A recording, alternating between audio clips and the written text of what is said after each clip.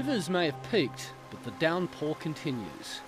This persistent rain is doing more than just hampering recovery efforts.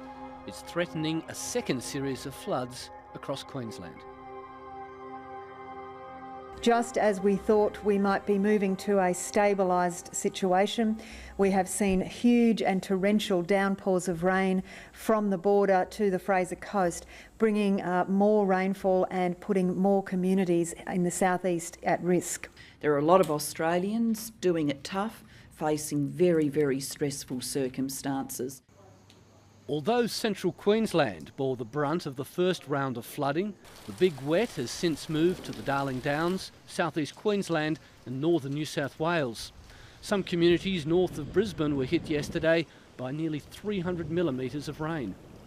And that's had impacts on Gympie. Gympie, the Mary River, was at 17 metres at 10:30 this morning and is rising.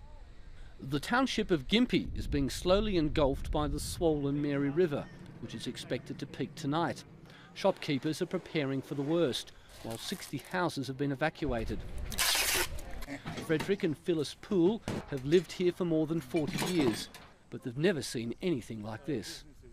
Well, the point is that rain is still falling. In other floods, the rain had stopped, so we knew pretty well much what we had to do. But this time, you know, it's jumping from 15 to 17 and now possibly 20 overnight and even higher.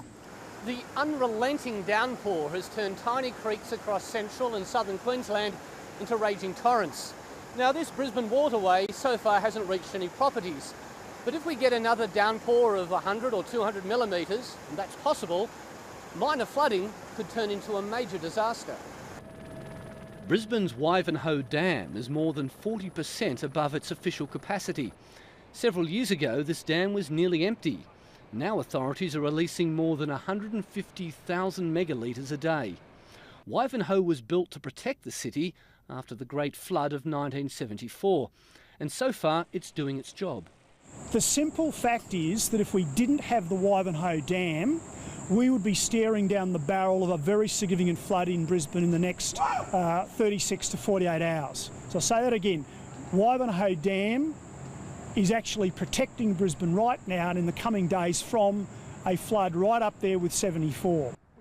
Lord Mayor of Brisbane, Campbell Newman, says authorities now have a difficult juggling act in determining how much water to release from a dam dangerously over capacity.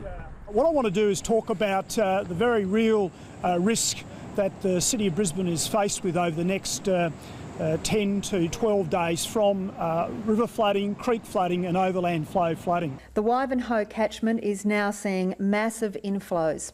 The inflows into the Wivenhoe catchment now rival the inflows in the 1974 flood.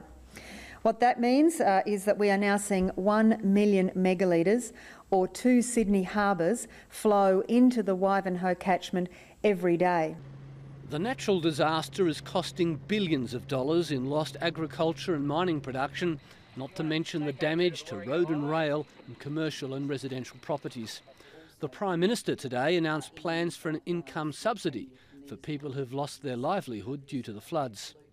It's also important economically for us to hold labour, particularly seasonal labour, in locations so that as communities move to recovery, they don't immediately experience a skill shortage where people who normally would have been available to work in that community are no longer available. Areas that were lucky enough to avoid big downpours today still have to wait for the floodwaters to retreat. Here in Rockhampton, it will be at least a week before the river falls significantly, while Brisbane is bracing itself for the worst flooding in 36 years. I have to stress that we are now in unprecedented territory. So just as we started to think that Mother Nature might leave us alone for a little while, it has come back with full force into new parts of the Queensland regions.